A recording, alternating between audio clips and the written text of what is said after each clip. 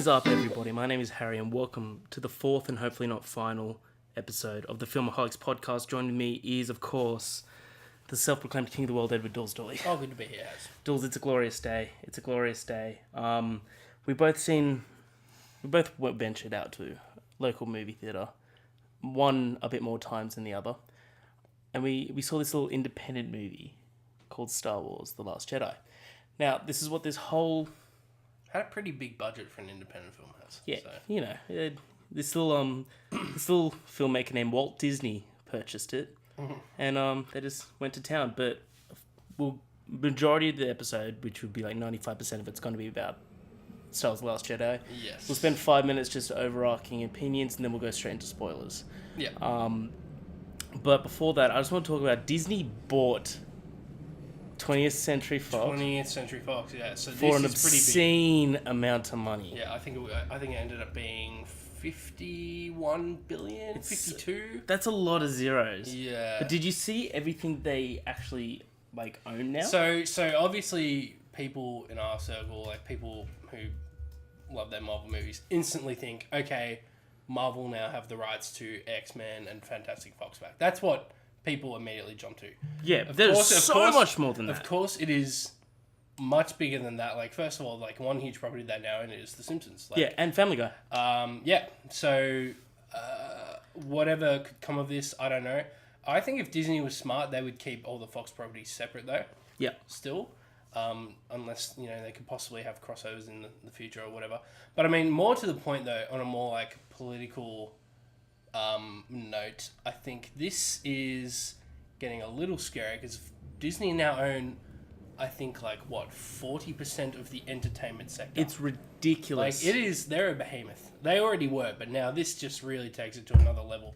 Exactly. So, yeah. I reckon a couple things. I read an article the other day that said that they were planning on doing this in about 5 years, but they brought it forward because they want one last venture with Hugh Jackman as Wolverine. There's no way they did it just because of that. That's what I read a report. Yeah, that it was rumors inside of Disney. Well, he's not going to do it though. He's come out and said numerous times over the years that he wants to be in Avengers. No. But he's ever since this, he's no way. Logan was the perfect send off. I don't want to do it. That was the most recent thing. We'll see. Daniel Craig said. There's no way. It's way too late to introduce X-Men into Infinity War, even Part 2. We'll see. I would bet a large sum of money that would never happen. Quesadilla for Avengers 4. I'm saying Wolverine's in it. Do you say quesadilla? Case of beer. Oh, right. And a quesadilla. Okay, a case of beer and a quesadilla. Yeah, I'd bet that. I don't think there's a chance in hell. Yeah, well, case of beer. 12:36, arriving right on time. Yeah, so I reckon also that the best thing that for Disney is not X-Men and stuff for their movies, but it's their TV, like you said. They've got Family Guy, they've got Simpsons, they got all these other little shows like X-Files, This Is Us, which is a massive show in America, and Disney are planning on doing a streaming service that's coming out next year, and they're going to hurt Netflix now. They're going to pull all their stuff from Netflix. Well, there is the rumor because Fox owns popular stream provider Hulu. Yeah. So there's the rumor that Disney might just use that for the time being. But I mean, I think they're still going to go ahead with that because it's been long reported that they want to get their own service out. They got Modern Family, Grey's Anatomy, Scandal. Well, they also have... They got Die Hard. They also have the other little Fox subdivision, film subdivisions, like Fox Searchlight films. Yeah. And they are typically smaller, sometimes art housey kind of films. Yeah, exactly. So, I don't know. I mean, it's going to be interesting to see what comes of this. We're not really going to see the huge effects. I don't think maybe for the coming years. I think, but they have come out and said, I think Bob Iger even addressed this himself, Disney CEO and president, I think. A very, very rich man. Yeah, just one of the richest motherfuckers. I think he did come out and say in regards to Deadpool 2, yeah, we're fine with making it R-rated. Let's just, we can look into that. We can, whether they are under the Marvel umbrella or whether we establish them as still, a separate entity. Yeah. A separate Marvel universe, which I'm not sure, I think that's probably smart for the time being. I don't really feel like Deadpool would suit the Marvel universe. Right. So... I agree. I don't know. I just don't hope... Okay. We'll see. It's gonna be complicated. That's why in a few years' time we're really going to start seeing what happens. It's like, but they've really got the answer to everyone saying, well, what are they going to do next? Be like, oh, now we've got everything. Well, this is Marvel's Phase 4. I think, Kevin Feige's into We're going to have it's Doctor going to be Doom. very different. And We're now finally going to have a good Fantastic Four movie. But, there were reports that this was nearly falling through at the end. So, I doubt he was betting. I'm sure he has potential plans for this, and now he can act on those plans. Yeah. Should they acquire Fox. So, yeah, Phase 4 will undoubtedly see Marvel's take on X-Men and Fantastic Four. So, yeah, I'm pretty keen for that. Although, I mean, as good as Marvel are, I refuse to believe that we'll ever see a good Fantastic Four movie. I just don't think it's possible. It is cheap version of Avengers. It really is, dude. The characters besides the Human Torch fucking suck. Yeah. The thing sucks. The thing really sucks. Before we get into this small movie that we saw, I want to talk about what we've seen this week. Well, we haven't really released one of these for 2 weeks, so last 2 weeks I watched, after your recommendation of seeing a trailer, I watched Godless. Dulls, do you like the Wild West? I love it. Do you like greed, jealousy, revenge? The Seven Sins? Yeah, why not? Do you like some good-looking women fighting some cowboys? Yeah, I do. Then Godless is the show for you. It is a great fucking show. All set around this town in the Wild West called La Belle. 2 years ago, before the show takes place, there was a big mining accident, and almost all the men in the town got killed. And so the town is vast majority just women, and this gang comes and they try and take advantage of this town, and these women just step the fuck up. And it's like, sir, we're a lot fucking stronger than you think we are, and it's really, really good. Jeff Daniels plays the villain. Right. Which but they do this thing where they start the show and you think that he plays this head of the gang called Frank Griffin, and you think that he's just the worst person, but then they show the main character is the guy that left that gang. Okay. And he's run away from that gang, and the gang's chasing him to try and kill him. And you think that he's just an absolute murderer, which he is, but you just see flashbacks and you're like, there are some things this guy he's just a really good guy, but then there's other things, he's just a psychopath. Yeah. The way that they keep flashing back to flesh out the character a bit more and more and more every episode is Alright, I don't want to hear any more. It sounds awesome. It's really, I can't wait to really watch it. good. But yeah, I had one problem with it. I'll tell you after there's one little problem. After everything, it's almost all perfect. It's Beautiful. Probably my second favourite show this year. Awesome. Yeah, I'm a bit of a hypocrite. I was telling everyone to watch it just based on the trailer, But then I watched the trailer. I kept putting it off, but I'm definitely gonna get. It's only 7 episodes, easy to get through. Yeah, exactly. Did you watch anything that you want to talk about? Besides Star Wars, I caught another flick, The Disaster Artist. I really want to see this. It's great. Yeah? It's people are saying it's Oscar bait right now. I don't know about best film. Do you reckon get nominated? I think James Franco has a very good chance of being Really, nominated. that good? Awesome. And because the way he channels Tommy is unbelievable, and you think he's amazing. It's just a great until guy. at the very end, they have some scenes. They literally have scene by scene because they pretend to shoot the film in the film. Because so The Disaster Artist is based on the novel The Disaster Artist from Greg Sestero, I think. Sestero, yeah, something like that. Yeah. Yeah, something like that. Who was the co-star alongside Tommy and Of The Room. I think co-producer or whatever, of The Room, and they were good friends and stuff. And the film is about him. The novel is about him running about his experience meeting Tommy, making the film, and just it's a lot about how fucking quirky and weird Tommy is, and just his experience. He's so great though. And and just that's film. And so it's funny because Dave Franco plays Greg in the film, and then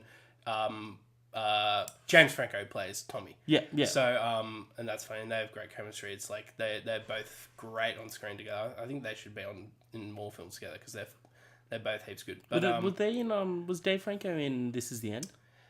I have a feeling he is for maybe a second. for a cameo. Yeah, for a second. I wouldn't they're literally it's mainly just them two in this film. Good. So, but and so this doesn't really ruin anything at all. It's based on a true story. But at the very end, they have some scenes, like from the actual film and then from Right. the Disaster Artist.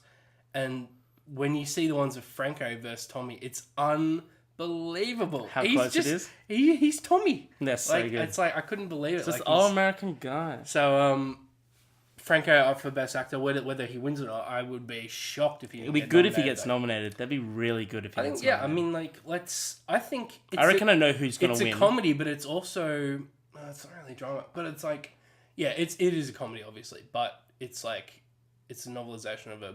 It's a biopic as well at the same time. Yeah, so to speak. Yeah. Okay. So yeah, go I think that like even though it's not out, I'd put a lot of money that Gary Oldman's going to win Best Actor for The Longest Hour. Have you seen that?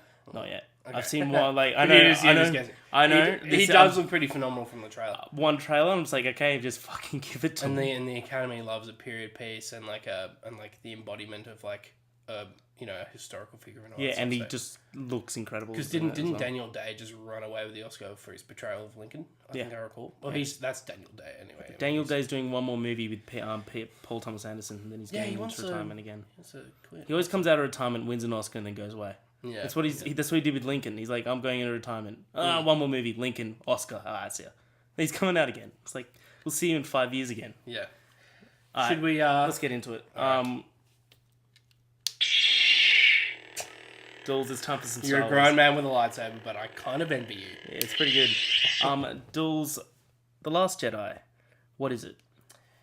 It is the 8th installment, the 8th episode, not installment technically, but yeah, the 8th episode in the Skywalker saga, and we have a lot of thoughts. We do. Let's just do. I'll let you take it away. Yeah, it's like, spoiler free. Spoiler free for a couple minutes. Yeah.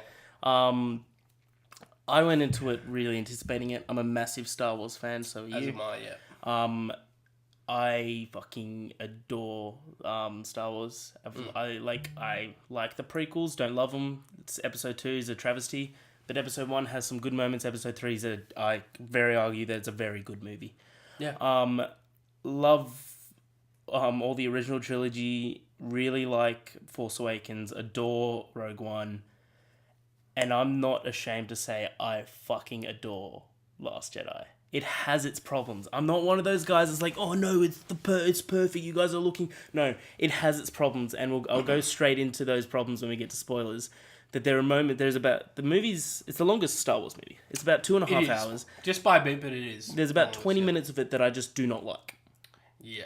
There's a couple of scenes. Know what you're talking about. There's a couple of scenes where I'm just like, oh, that doesn't make sense. Why would they do that? I understand why this character did this, but I don't understand why it was showed like this. There's basically one storyline that I just don't like, and I think that we're in agreement with it. I think it's incredibly unnecessary. But as a whole, they did so much right for me. I keep getting messages from people trying to convince me that I'm wrong. But these are the people, they didn't like it because it's not Star Wars, they're saying. Which I'd agree with this one storyline. It felt like Harry Potter. But everything else, I felt, what else did you want? You know? Like, these are the type of people that also didn't like Force Awakens because it was too much like New Hope. And then they give you another episode, which is completely different. Just to interject, that really is it, though. I mean, it's just... Yeah, Force Awakens was criticised, even though it has a much better audience score on Rotten Tomatoes. This, by the way, Last Jedi has the lowest of all the Star Wars films. Really? Lower than Episode 1 and 2. That's bullshit. So I think that's an overreaction. Force Awakens was torn apart by the fans for being too derivative, but I mean, they still liked it to an extent. And then now this is being torn apart for being too weird and different and unlike Star Wars. So... There really is no winning with Star Wars. There's none, but there is winning with us because we're reasonable. Yeah, I mean, okay, look, we'll get into the problems, but as a whole, I thought it was really. As a whole, I thought I really enjoyed it. It lived up to everything I wanted it to be, and I'm just really happy that I saw it. Like, I'm very happy that. What about you? I feel the same way. So I mean, yeah, we've. Very quickly, I like the film. I'm still on the fence as to whether I like it more than Force Awakens or not. To me, they're almost tied. I keep going back and forth with that. But anyway, that's not really a huge issue. I think both good bits. I think one major character was mischaracterized a little bit. I think we were too I think the new characters that were introduced, I found them to be redundant. Fair enough. I found the overarching plot just to be a little, unbelievable. Like, not like a little, like, Far-fetched? Well, not far-fetched, but I think I found it to be a little lazy, I think. Okay. And we'll get into that. But then there's some good points to that. So this is going to sound largely negative because I want to tackle a lot of the criticisms. But I think I do want to say that I really did fucking love this movie. Like, that I said, it's definitely not a perfect movie. The highs are so fucking high. Yeah. And then the lows aren't as low as I think it's some just like, people make them out to be. But I do see a lot of the criticism it gets, I agree with to an extent. Yeah. But just not to, like, some people I think are just hating it just to hate it. Proportion. Yeah. So, should we get into it? Okay, so from now on, it's going to be completely spoiler-filled. So please be listening. But I reckon if anyone wanted to see Star Wars, you would have seen it by now. Of course. So, Dools, let's get into the criticism and finish on a high. All right? Okay. Go ahead. What's one thing that you didn't like about it? One thing? Yeah, let's go like point for point. Well, should we go chronologically? All right, let's go through the movie, all right? Because I've got a point for point of like. Well, the opening scene is phenomenal. Yeah, let's talk about the text scroll. The text scroll is excellent. Yeah, it had because only a couple of hours may have passed of what happened at the end of Force Awakens to what happens now. The New Order knows where the base is, and they come to fucking fuck shit up. So it is a lot like the start of Empire, which that's pretty hard to avoid, seeing as Force Awakens ended a lot like A New Hope. Yeah. But the only problem with this that's been pointed out to me, and like I'm not one of the people that instantly thinks of this, because but I mean you do maybe upon a second or even third viewing. But or seventh. How did the First Order gather their fleet so quickly and so effectively after the destruction of what we assumed was their only base? No, but the First Order was spread across the whole galaxy. Yeah, so we're told that now, which I guess is fair enough. But I mean, it was also like, where was Snoke? Well, yeah, Snoke was obviously elsewhere. I mean, he wasn't on. He was probably just on his ship. The thing, yeah, there was his giant ship, which was awesome. Yeah, which is probably. But I get you. But my answer to that was the spread across the galaxy. And so I mean, they go from. Yeah, they go from like they all of a sudden. See, I thought what the Force Awakens did well was that it kind of made the First Order seem like the rebellion in a way, like they were going against the New Republic, and then all of a sudden they obliterate the New Republic, and now they're back to being the evil empire that rules the galaxy again. Yeah. In the span of a few hours. Yeah. That I think you need to have a tiny little leap of logic there, but yeah, anyway. no, I get you. So. But so back to the opening scene. I mean, it's phenomenal. It's Poe. Here's a bit of banter with. Did you like the humor? One-sided banter, I guess. Did you like the humor?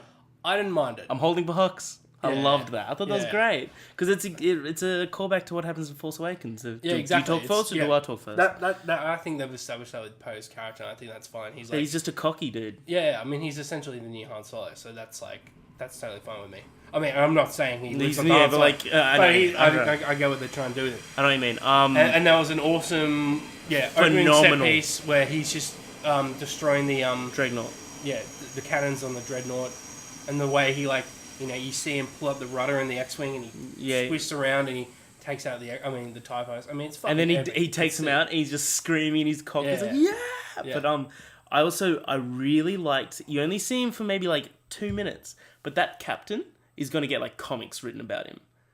The Dreadnought captain. Yeah. He was just a great captain. Because that Dreadnought was a fucking absolute beast. Yeah, it was. I loved the bombers. I'm sure we'll see another one. And the bombers, I really, really loved that scene.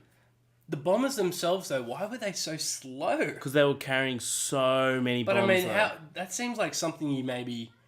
I mean, it just seemed like such an ineffective method to have these extremely slow vessels that were then easily just blown up. I mean, the way they were just so easily dispatched of, I was like, oh, Jesus. I mean, of course, they did eventually have a win and they destroyed the Dreadnought, but...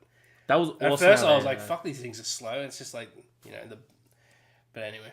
Yeah, no, I liked it, but I thought the cinematography in that scene was spectacular. Yeah, I do want to say I think this is maybe no, I think it is the most visually stunning Star Wars Yeah, film. by far. So, like, Rian Johnson does know how to fucking direct. I thought, like you said, I loved Poe through this movie. I thought they did Poe perfectly. We wanted more Poe in Force Awakens, and we got more Poe. Yeah, I'm glad we got more Poe. Because apparently they wanted to kill him off in Force Awakens. Yeah, and I'm glad he was never meant to survive the crash landing on Jakku. But really? Apparently that's how he was going to be killed off. Just an off-screen death like that. That would have been so bad. Yeah. Yeah, that would have been terrible. Yeah, lucky they just... I think it's because of how JJ saw how good Oscar Isaac was. Like, oh, let's keep him in. Yeah. So that's why he's rarely seen the rest of the film. He just has that one X-Wing scene, really. Yeah, yeah, that's fair enough. How good is that X-Wing? One hell of a pilot. Yeah, I think that the whole movie that they do Poe correctly, but I like how he's wrong. Like whenever he's saying stuff, and then like the whole the bombing plan is like, I totally understand where Leia came from. It's like, we defeated a dreadnought. Yeah, I saw both sides on that. He's like, they're fleet killers. He's just like, yeah, but at what cost? Yeah. It's like, we're dwindling in numbers. Yeah. At what cost have you done this? How'd you feel about Superman Leia? I call her Leia Iron Man Organa. Yeah. Wasn't I cannot wait for the YouTube clip where that scene's clipped out and it's the original Superman music. Da, da, da, da, have you seen? There's ones at the moment that's already done it. It's I mean, it's a little ridiculous. But, it is. I understand why. I can forgive it. The second time around when I saw it, I was like, and like you have the Leia and Han thing come in. It's like, yeah, okay. It's fine. I understand how she did it, and she's always been that powerful. Like, Yoda wanted to train Leia over Luke, because he said that she was stronger. But it just looked a bit weird. It did look weird. I feel like, I mean, I'm totally fine with the scene showcasing Leia's force powers. I just thought that was an interesting way to do it. Yeah. And I bet Rian Johnson goes back, looks in that, and it's just like, yeah, maybe I could have done that better. Yeah. If I was he'd never be happy with. There's no way I'd look back at that in a couple of years' time and be perfectly happy with that. Yeah, no, I agree. And the CGI is so blatantly obvious.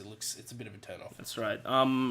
Finn wakes up from his 3-hour slumber after getting his spine snapped in half. So it is only a few hours after. It would have been, right? Yeah, I guess so. Yeah. But yeah, he wakes up and he asks the one pivotal question of where is Rey? And they go to planet Octo, which is where Rey and Luke finally meet. What did you think about the lightsaber throw? Okay, so here's one thing I want to get into. I think they did a lot right by Luke. I also think they did a lot wrong by him. I think he was mischaracterized to an extent. Okay. And I think it was poor writing. We can get to a particular scene. I think like the flashback scene, which was also a first for Star Wars, which I liked. I fucking adored those flashbacks. I think there is, like, the more I think about it, the more I realize there is a pretty big problem with that. But go ahead. Should we just go into that now, the flashback? So if you really think about it, Luke attempted, and yes, he decided, like, he saw himself going to the dark side a little bit there because he essentially attempted to murder his nephew in a moment because he was fearful. He saw potentially a new Vader. He saw Snoke corrupting him, and so he was worried. But we're meant to believe that this is the same guy who decided to go and confront maybe the most evil motherfucker in the galaxy, Darth Vader, to try and find the good in him. But he's also the same guy that wants to kill his nephew in cold blood. That, I think, is a little bit much. And that, I don't know if I can forgive. I think that is, like, that's not Luke. And when people and fans express, like, serious dislike for that, I can understand that. That's fair enough. So, I also saw, because Yoda said in Return of the Jedi that there's still dark in Luke. There's dark in every Jedi. That's what the whole thing of the Force is. It's a balance. Well, Luke essentially nearly turns to the dark side when he is fighting Vader. Exactly. And that's why I think that there will always be dark in him, and it was just a fleeting shadow. He said it was gone like a fleeting shadow. It was just one that he like put. He goes, it was darkness beyond that I could ever imagine. It was like he saw that's worse than probably Vader. Yeah. And he goes, so I thought for 1 second that I could finish. Like, I could just end it before it started. And then he goes and it was gone, like a fleeting shadow, because he knew he already made the mistake. I totally agree to a point, but I can see both sides. I think I would slightly veer more towards I think they fucked that up part than... Really? I'd go the other direction. Yeah, I loved how they told that, though. I was just like, this is how Luke saw it, this is how Kylo saw it, this is how it really happened, yeah. And, I was shocked at first when it was literally just Luke going in and, like, Kylo's recollection of things. I was like, no, you're fucking kidding me. Yeah. And I would have been furious if that was how it actually happened. Like, Luke looked like a fucking Sith in that moment as well. He looked so scary. Like, the way Luke looked in each flashback, like, it was just like, in his own, it was like a bit, he was just like very unsure, and it was Ben who attacked first, and then in Kylo's, he just looked like his eyes were almost red. So yeah, that could be how Snoke wanted him to be seen, because he's influencing him. But let's get to the most pivotal scene, the biggest character I think of the whole movie, which is the Porgs. Are you pro Porg? Are you anti Porg? I'm pro Porg. I think their biggest scene was just like a group of them watching Chewbacca about roasting one of their brothers, and they're just like, how could you? And that was funny. I think that was a classic. Like, they're gonna see when Star Wars does humor, that to me was a perfect Star Wars humor moment. That was perfect Star Wars. That was funny. But like, this movie had a lot more humor than people were expecting, and a lot of people don't like that, saying that Empire Strikes Back isn't a funny movie. Empire Strikes Back is a hilarious movie. If you think back to it, it's so much comedy's in Empire Strikes Back. I don't think the comedy's overt. I think it's like subtle. So like I love you. I know, like, that's funny, but it's not like intentionally funny. I was just like, you scruffy looking nerve herder. Who's scruffy looking? Yeah, but that's not as like, it almost was a little bit Marvel humor though. Yeah, oh no. Like, I didn't mind the beginning. There's some that with fell Poe flat, and Hux. I love that. When people say that it's like Avengers humor, it's like, I can kind of see that. Yeah, like, but again, like, I thought that some jokes fell flat. Like, but the one joke that I loved, I'm not sure if it was even a joke, was, well, we'll get to it though, but like, I loved the dynamic between Rey and Kylo a lot, where she's like walking up a mountain, she's like, I don't want to do this right now. He's just, yeah, me neither. Yeah. Like, I think another funny one was Rey's just like, "Matter Snake, you bastard," or like, it doesn't say you bastard. It's like, how could you kill your own father? It's just like, can you see what's around you? I can't see what's around you. Yeah, he's just like, can you see what's around me? I can't see what's around me. He's just like, but that was we're jumping around a bit because I really want to get to the throne room scene, but I think we got to save that. We'll get there. We'll get there. So back to Acto. What do you think of the milking scene? Loved it. Feels great. It was pretty funny. I think. It was funny. That's Star Wars humor. Yeah. Like, that's straight up Star Wars humor, and it's a callback to the blue milk. Yeah. It should have just been the blue milk, and then we can all be like, oh, that's where they comes from. But no, the blue milk's from Banthas. Yeah. Oh, okay. Fucking nerd. Yeah, sorry. Yeah. The first Jedi Temple, we finally see it. It's the first. So I've been falling down the rabbit hole of Star Wars theory videos, and people seem to now think like the Prime Jedi is depicted on those like tablets, and like you never given a clear shot, but then people take the frames now and they turn them upside down, they give them a bit of color and stuff, and he does like this Prime Jedi, because he's almost being like torn apart by like the dark and the light, and he's a wielder of both, and he's like meant to embody the balance, but he does spare a striking resemblance to Snoke. Really? So I don't know, because Snoke is not a Sith. No, he's obviously not a Jedi. So no, he's just one with the Force. It's interesting. No, I love the look of the first original Jedi Temple. Did you also? There's a one frame where like inside Luke's hut, where he's got a red kyber crystal, and I think that's from Vader's lightsaber. Holy shit! I didn't say that. Yeah, he's got like a little like it's dangling, and you see it for a second, and it's a red kyber crystal.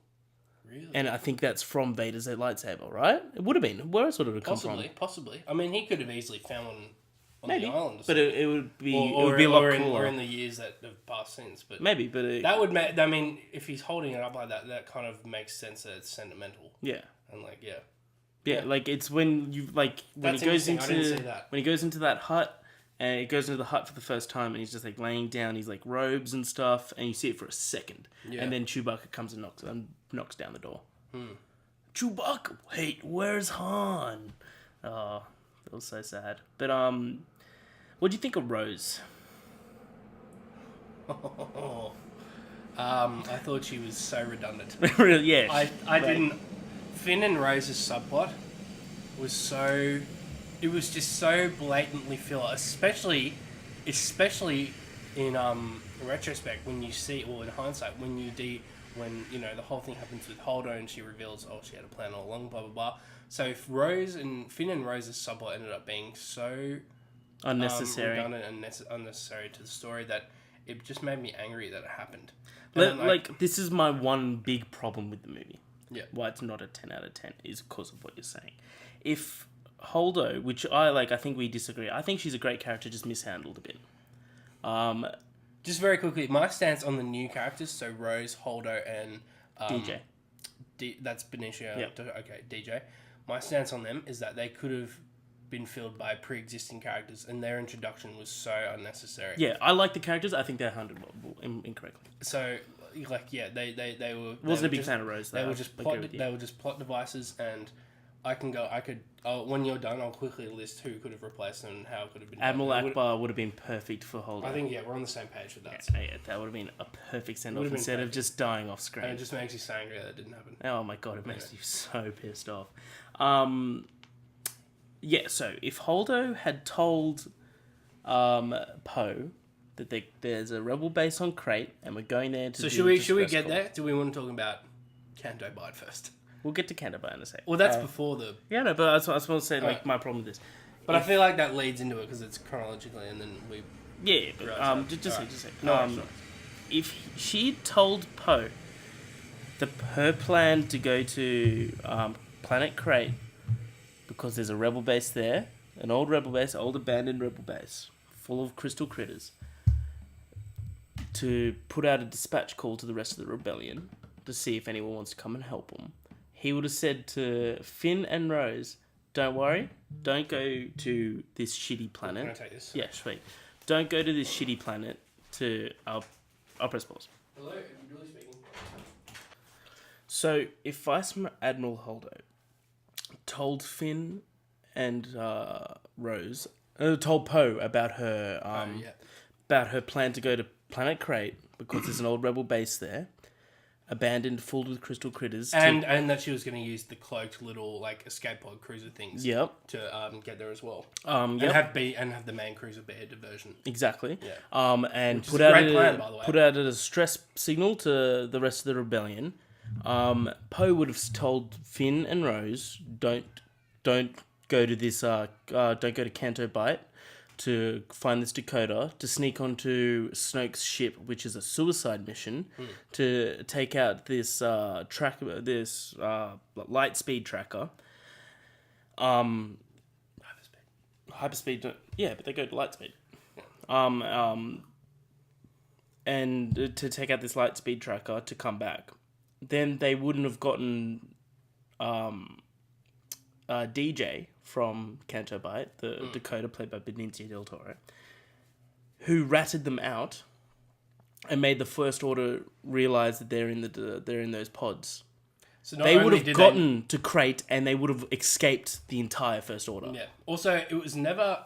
You assume DJ just listened in on when Poe was talking to Finn maybe via the little radio device, but how did DJ know about the cloaked crew? Because I reckon he just fucking assumed. Because he's real smart. I thought that as well, but I was just like listening to it and I was just like... It's possible he overheard Poe on the thing. That's all I could... But whatever, I'm willing to give that. Yeah, exactly. That's just like I'm willing to give the fact that they go in search of the Master Coder, find him, get thrown in a jail cell, only to be put in the same jail cell as someone who can do the exact same thing. All right, yeah, okay, fine. No, Let's get it's to fine. Canto Bite. I thought Canto Bite was a complete waste of time. It was like a scene straight out of like everyone's comparing it to Harry Potter or like Fantastic Beasts or something, and that's or the prequels. Yeah. Yeah, like it reminded me of the fucking Colosseum scene in Attack of the Clones with those ridiculous looking creatures, and I'm like, what the fuck? Yeah, like I completely agree with you. I wasn't a fan of it, but then I also thought like maybe this was for the fans of the prequels, because a lot of people watching nowadays grew up with the prequels, right? But then that's just it. They grow up. Yeah. And they realize, well, these aren't. But then there's that audience that still really love the prequels.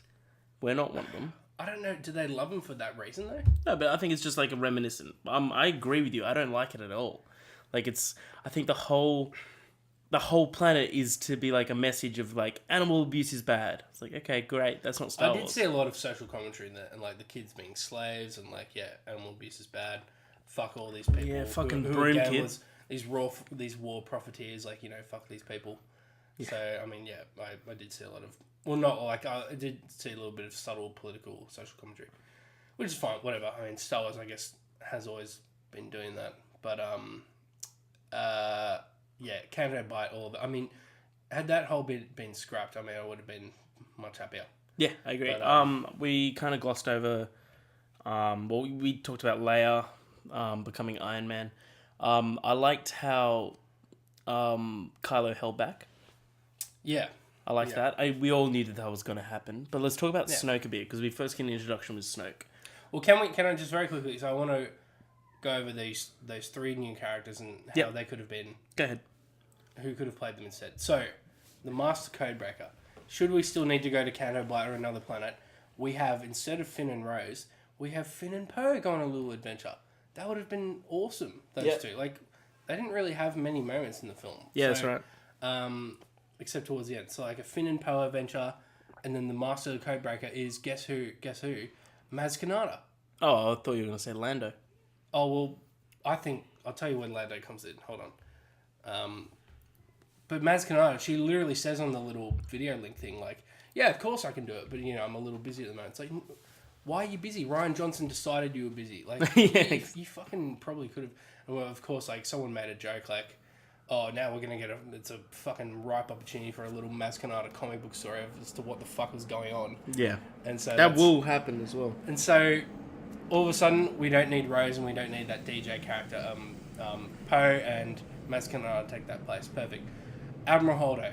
That should have been fucking Admiral Akbar. Yeah, I agree with that. What I 100% agree with that. fuck? What, like, Admiral What is Akbar... going on? I mean, if the you, amount if of you shit desperately Admiral need to kill Admiral Akbar for whatever reason, Ryan Johnson, for fuck's sake, give him that dope fucking send-off with possibly one of the most visually spectacular scenes in Star Wars. Oh. The hyperspeed drive, just, cruiser ripping through the First Order fleet. That was fantastic. Like a fucking knife through hot butter, dude. It was like, oh my god. Like, my favorite bit in that, other than the visuals, of course, was Hux slowly realizing it. Where they're like, yeah, fire on like, that cruiser. where he's like, sir, the cruiser's preparing to go to Lightspeed. He goes, it's empty. It's just a distraction. Yeah. And it's just like, and then it just wait, starts what is she doing? Fire on that cruiser! The look on Hux's face, he's like, in the realization. Hux was excellent in this movie, I thought. Yeah, it was great. And so, yeah, no offense, Laura Dern, but you were so fucking unnecessary. Yeah, I did like her character though. I'm the same. Yeah, I liked her character, just well. misused, in my opinion. Just I mean, come on, can we give a send off to a classic character? That would have been instead of just saying when the ship was awesome if when that the was fucking Akbar. bridge is just blown to hell. It's just like, yeah, so no one survived, Admiral Akbar included. It's like, oh fucking hell, dude! Why'd you have to do that? Akbar is such a great character. Yeah. Anyway. He's just... I can get over it. He's not that sacred. He's pretty sacred. And then Lando, I think when we get to the battle cry, I can tell you when Lando comes in. I'll just tell you, he's the only person that answers the call. And he comes that'd been cool. He comes in with the Cloud City Armada and saves the day. That would have been awesome. Yeah, I'd be alright. That's how you fucking do it. That's just how you fucking do it. Yeah, 100% that would have been alright. Let's talk about Snoke a little bit. We'll get to the pivotal scene with Snoke, but as a whole, I really liked him. Like, he was different, but he was still like... As a whole? Yeah. You didn't like him? I don't think we got to see Snoke as a whole. No, I mean like. I think we got bits and pieces. Of Snoke. You sneaky bastard. That was pretty good. Yeah, sorry, that was just my shit joke. For the day. I thought like he was so how Andy Serkis was he this? Like before Channeled a bit of Caesar. Yeah. Channeled a bit of I was all about it. So fucking menacing, dude. Which is why I was so disappointed at how he was treated. But we'll get to that. I didn't mind it personally because he was starting to. I don't either, but I think it's because I'm kind of convincing myself that like someone as powerful as Snoke, there is just no way they're done with him. So anyway, but we'll see. We'll see. So yeah, you lead us up to. No, I thought I really liked him. I loved how like you said he was powerful, but just his speeches were awesome. I thought they were really dark and they were really ominous and they were really powerful. It's just like when I found you, I saw raw potential. No, untamed power. Untamed power. Yeah, so good. I loved it. I loved how he treated Kylo. Like how he'd always say like he's very powerful and stuff, and then he's just like, yeah, you're no longer, you were no Vader. You're just a boy in a mask. Which I think this whole time he knew. I think that he knew that Kylo was going to kill him. I think he did a lot. Upon a second viewing, Snoke essentially predicts his own death. He's just like, yes, I can see it. I cannot be betrayed. Like I can see him. I can see he's resolved his conflict. He's going to, strike down. He's going to turn the lightsaber and strike down his true enemy. And then all of a sudden he's done. Cut in half. We can maybe talk about theories later on. He's probably dead, but we'll see. I also think he does a lot more. I think the fact that we were introduced to something brand new, brand new force power, essentially the force projection. Or maybe Luke's wasn't the only one we've seen. I'm just saying. Man, that's because the theme of the film is like not everything is as it seems. That's interesting. So, I don't know. I'm just. I also thought he did a lot more than people think he did. I don't think Rey's parents are nobodies. I think Kylo believed that in the moment. I think maybe he was lying, and because Ryan, I think, answered this question but didn't want to say anything. But he said something interesting. He's just like, I think Kylo. So this is Ryan responding to an interview about that. Sure. About Rey's parentage. He said something along the lines of, I think Kylo in the moment believed that, but was using it against her when she was vulnerable to try and get her to. Yeah, because as they were going up the elevator, because he was desperate, man. Because in that moment he just killed Snoke for her. Yeah, essentially assuming that we're gonna rule the galaxy now. And then when he realizes that she's hesitating, he panics, and so he's got to say something to try and win her over. But they're going up the elevator first meets Snoke, him and Rey. Yeah, and he says to Rey saying, I know who your parents are. I saw them in the vision when I touched you. You did too. And then you see, Snoke's talking. He's just like, you think that you've seen weakness in my apprentice. And she's like, I saw it. And he goes, you only saw what I wanted you to see. Yeah. Wait, sorry. Who said that again? Snoke. Yeah, right. So I reckon Snoke said basically saying to her that you're nobody, trying to demean her. When I reckon she's probably still a Kenobi. And that would be fucking unreal. I still think she could be. I still think she's Kenobi's granddaughter and Luke's daughter. Yeah. I think that's very possible. And I think that will be revealed at the start of the next film. Obi-Wan's literally just going to apparition out of nowhere his Force Ghost and be like, he was lying, Yeah. And then Rey's like, whoa. And it's just like, Kylo was lying to you. And then he just reveals everything. I reckon maybe through another little flashback. That's what I keep thinking. People... Luke meets Obi-Wan's daughter at the Battle of Jakku or something. I don't know. They do it however they do it. Yeah. People are saying, keep on attacking this movie because they're saying very quickly, the only thing that disproves that theory though is how they kind of wanted to push that. Oh, anyone could be a Jedi agenda where at the end that little kid was Force sensitive. That Broom Kid? Everyone calling him Broom Kid on the internet. To me kind of says they want to stick with the whole Rey being a nobody thing to empower people. No, fuck that. But it is a Skywalker saga in the end. Every saga episode. Let's make Rian Johnson's new trilogy about orphan Jedis. Whatever the fuck he wants to do. I don't care. But can we just... This is still a Skywalker story. So. Yeah. And also, in 2 years when the episode comes out and they're like, oh no, that's not her parents, and people are gonna be like, oh my god, well, you're totally answering because we hated it. No, Oh yeah, people will fucking complain. They no matter fucking what. wrote this movie years ago. Yeah. So like, Episode 9, I think it's being written at the moment because they had to do rewrites because Leia was going to have a huge part as well. Because of Colin Trevorrow. Yeah. Because Colin wrote it with Ryan Johnson. I saw a story like JJ was literally pitching episode 9 to Bob and Alan Horn or something like a couple days after the Last Jedi premiere. Oh really? But which maybe is the premise and everything, but maybe not the full script. I'm sure because they typically filmed like Last Jedi started filming only a month after Force came out in cinemas. So yeah. I reckon that would have been of course spread across like a year of filming. Yeah. But I reckon that would have been doing the Luke and Rey scene like straight away. Yes. Oh yeah, that would have been filmed immediately, I would imagine. Yeah, I reckon that because they had to go back there and reshoot it. They said. Mm. But yeah, no, that fucking those Imperial Guards. I can't remember what they're called. They're not called Imperial Guards. I'll look it up. That fight scene. Snoke's guards. Yeah. The Praetorian guards. Praetorian. That sounds. I think that sounds correct. Yeah. So I'll look it up. Continue. So yeah, I mean, like I think it's like an empirical or empire. Yeah, Praetorian. Yeah, the elite Praetorian. So I think we saw similar ones in Palpatine's throne room. Yeah, the Imperials. And so these guys, and people theorize that these would be the Knights of Ren. I hope not, because like, nah, they would have been told. Could you have told us? Like, I mean, it would have been awesome if Kylo was, said something to one of them maybe during the battle. It's just like, it's just like, I was the one who brought you here. I don't know. It was said something to indicate that they were the Knights of Ren. So this is another problem I have. It seemed there were a lot of abandoned subplots from Force Awakens that Ryan Johnson was literally like, no. Like So like, if it turns out that Rey's parents are just nobodies and Snoke is dead, then those are two big ones. Because Snoke was, I don't care what anyone says, JJ clearly set both those things up to be huge payoffs, and we didn't get anything. Yeah. Snoke was clearly meant to have a bigger role.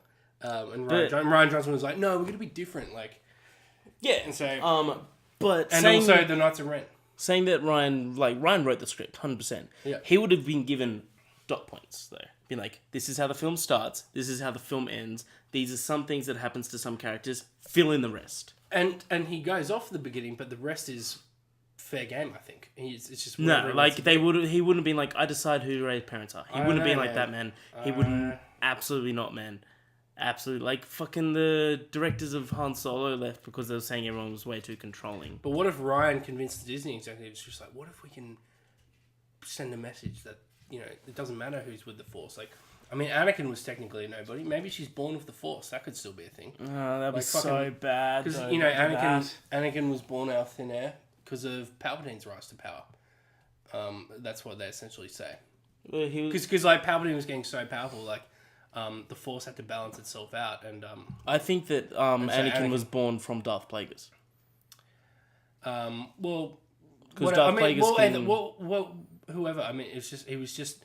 Dark Side was getting so powerful, so the Force had to balance itself out. Hence, Anakin being maybe Rey's the same compared to Snoke. I don't know.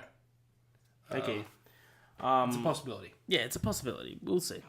I'm just going down the list. Rey's parents, character DJ, fucking Yoda. Let's talk about that slimy green bastard. I love Yoda. Oh, how good was the puppet? Yeah, the puppet was so good. They did the Yoda laugh. We haven't seen the Yoda laugh since Return of the Jedi. He never laughs in the fucking... I mean, he does a little... like in the prequels, but like nothing... Not like a proper laugh. Skywalker, missed you, I have. Yeah.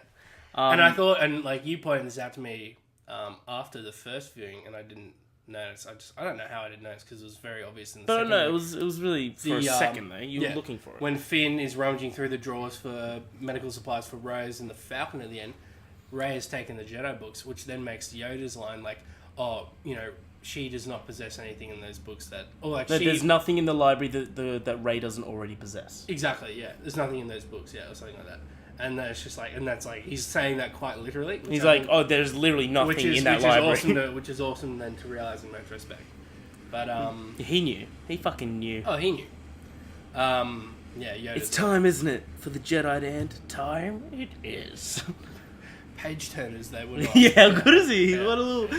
Oh, yeah. so I think snarky. Yoda was written well, and Frank Oz. Obviously. I was having a couple fights with people, disagreements. That there was like the puppet looks like shit, and I'm like, he looked fine. I mean, he was very obviously a puppet, but like, I mean, but like, would you have rathered of CGI prequels Yoda?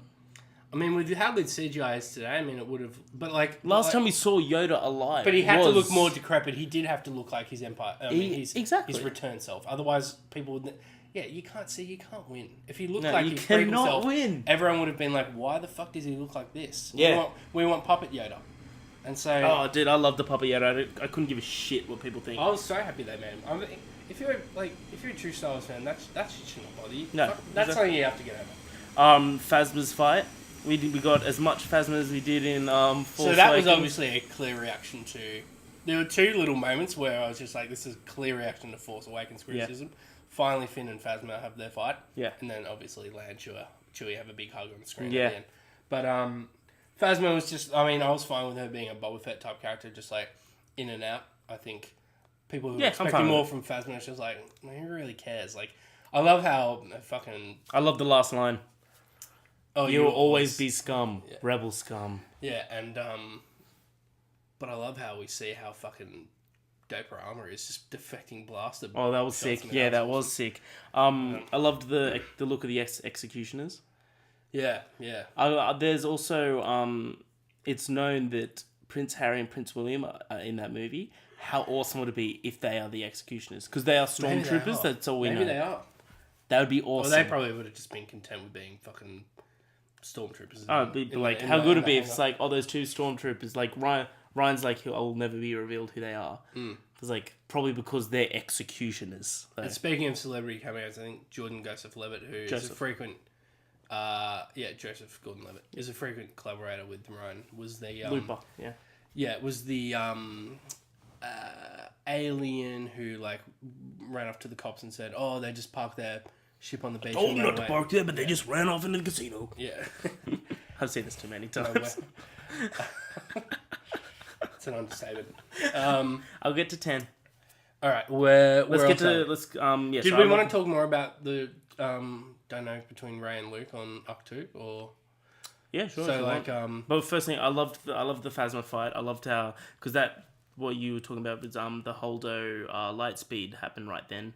And heaps of shit started breaking up. Like, everywhere was destroyed except for one ship that's absolutely untouched. Which are like, oh, great. BB-8 turns into a bloodthirsty little animal by killing numerous amounts of stormtroopers. Oh, my goodness. Like, I love that. I thought that was great. But... Like, R2-D2 has his fucking... I was going to use the turn of phrase, but I just blanked out. But yeah, R2-D2's got a fucking... He's got some catching up to do. Yeah, BB-8 did. Yeah, for sure. Don't put that too close to the mic, remember? Yeah, what do you want to say about Luke and Rey? Luke and Rey, yeah. So I think I would have appreciated a bit more on them, seeing a bit more training and stuff akin to Empire. Because I feel like this film was just trying its hardest to be anti-Empire, like having essentially the Hoth battle at the end. Yeah. So to speak. And then killing the Emperor type figure off halfway through the film unexpectedly. Just like, Luke and Rey I would have appreciated more. I don't know. I just, I would have liked to see more of that, like, that random, like, dark side hole in the island. Yeah. I thought that was great, though, when she went down there. Yeah. And then the mirror thing, because it kept calling her that'll answer a question. Yeah. And the question is, let me see them, my parents. So the fact that it's just Rey that she sees kind of lends a little bit of credence to the whole being born with the Force theory. Maybe. But should we just get to Crate?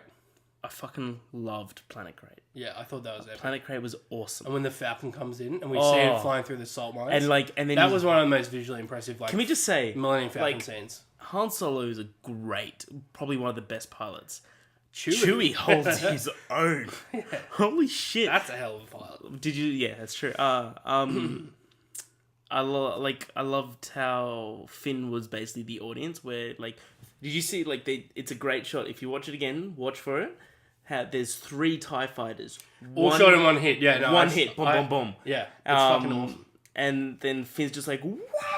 And then Kylo just infuriated, like, shoot that piece of junk out of the sky. Out of the sky. Like, he's just like infuriated. But yeah, Crate is awesome. My only problem with it, I reckon they just should have killed Finn off. Just right then and there. I agree. And give him a hero's death. That would have been awesome. And then Rey's come in. It's like, why'd you save me? Because of love. It's like we it's don't. Like, That's how we. This. That's how we win. Not by fighting what we hate, by saving what we love. As a laser bolt is shooting towards the rebels, like. And if a ship just blew up a Rose right then and there, and then right in front of Finn, he's just like, I would have loved that. Obviously he's in love with Rey.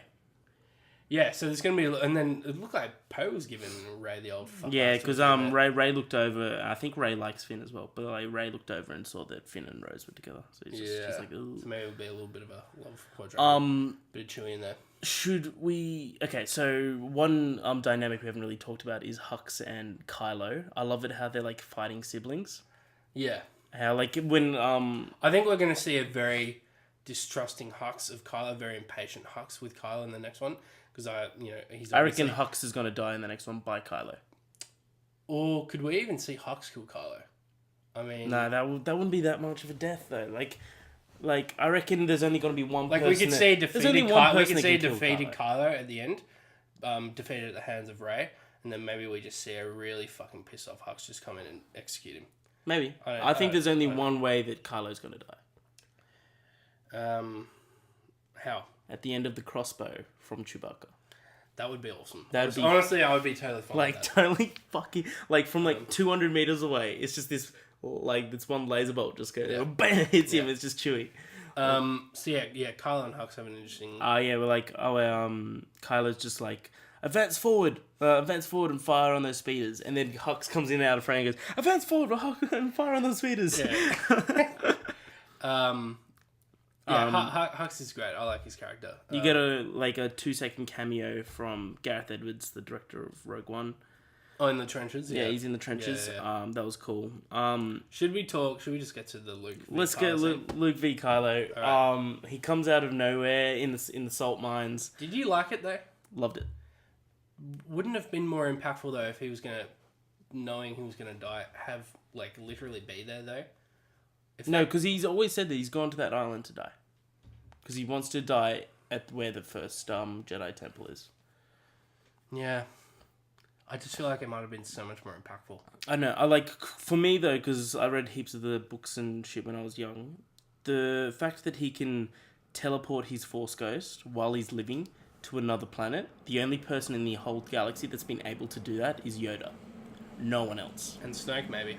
And Snoke, maybe. That's very true. Because he is meant to be the most powerful Force being. That's what the actual lore says now. Yeah. He's apparently far more powerful than Palpatine. Yeah. So, it's not out of the question. I love that. I thought because he knew he'd won by walking out there. Also, a little call the foreshadowing at the beginning where he's just like, "What do you expect me to do?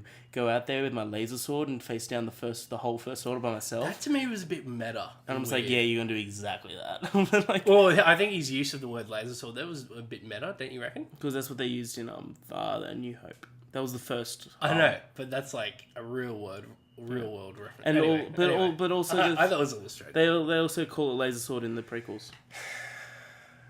When? Where he's just like, "You're a Jedi Knight, aren't you?" By young Anakin. He's just like, "How did you know that?" He goes, "I saw your laser sword. Only Jedi Knights carry them."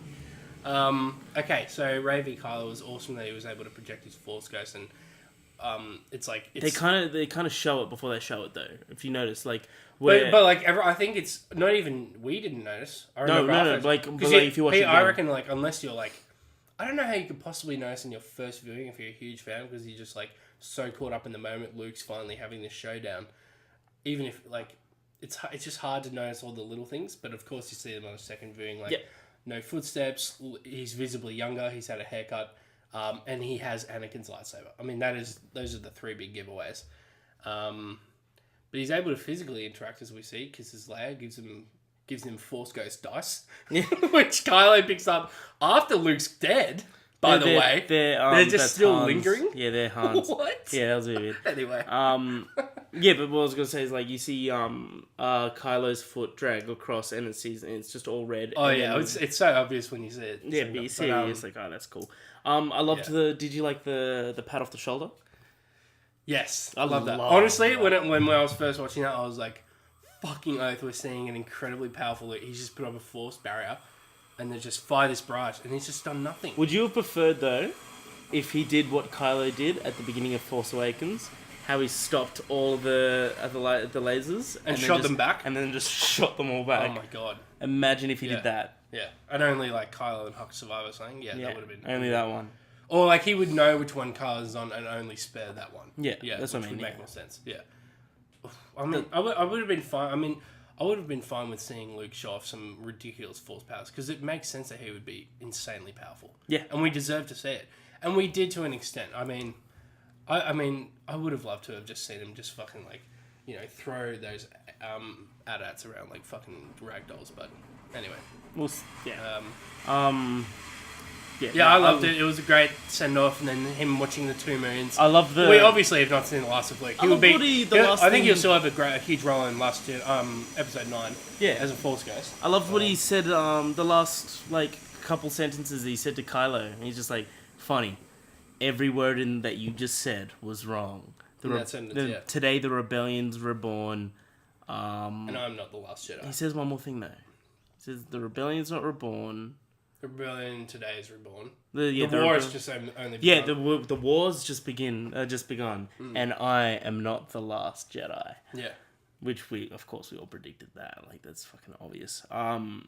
And then you see Rey just picking up all those rocks. I was I gotta be honest with you, I was fully on board when in that epic Kylo Rey team up scene, which is probably going to go down as maybe one of the most epic battle scenes in all of Star Wars. Fantastic. I mean, although when we really think about it, we still haven't gotten an incredibly stylistic lightsaber battle like we kind of got with Anakin and Obi-Wan in Revenge of the Sith. We'll get one still next the one. best lightsaber battle. I reckon we'll get it next one. I mean, Big time. I mean, I hope so. Big time we'll get it next this one. This was the new era of modern Star Wars films to finally deliver a truly epic lightsaber battle scene, and yet to really get it. But that's alright. I mean, it was still an awesome scene. So, and then at the end of that, I was fully prepared for, the light and the dark side in Kylo and Rey to meet, and then them to move forward and fuck shit up. But I mean, what to me seemed a little silly in that moment was that Kylo wasn't willing to let Rey save the rebel ship so that they could both.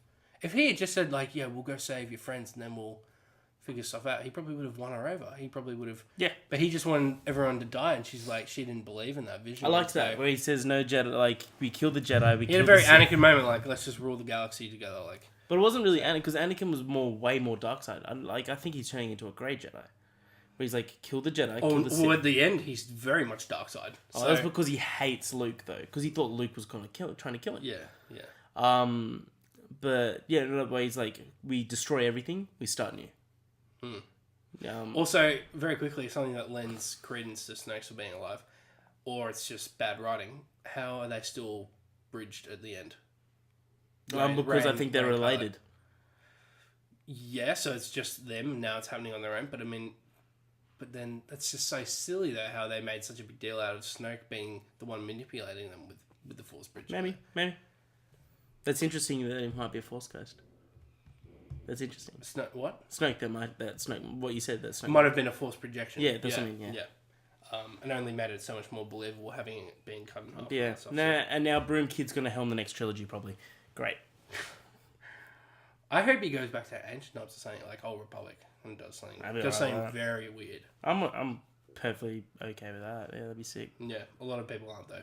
Yeah, who cares? With Ryan Johnson. Who cares about it, man? I'm happy, you're happy. That's all that really matters, right? Yeah. Fuck the rest of the world. As a whole, loved it. It's in my top 3 of Star Wars, personally. I really loved it. I don't put it above any of the originals, but I think it's tied at the moment with Force Awakens. I think I love them both equally. It's a great film. So I really do love. Like we brought up a lot of negatives, but I think because I do agree with a lot of the negatives being thrown around by the fans, but I just don't agree with to the extent that they ruin the film. So Yeah, true. But- Fair enough. yeah. Okay. Awesome. Well, do you have anything else to say? What's our next movie of the week? Oh, right. Well, apparently it's Fuck fucking the terrible. lobster. Fuck the lobster. Yeah, apparently it's fucking atrocious. What I'm saying, it's been called the worst movie of the year, but whatever. I mean, we can watch it on Netflix for What is free, it? so why not? It's Bright. The Max Landis written movie directed by David Ayer, starring Joel Edgerton and Will Smith. Yeah, Correct. yeah. Great. Let's Can't wait to watch let's it. give it a watch. Awesome. Until next time, see you around, kid.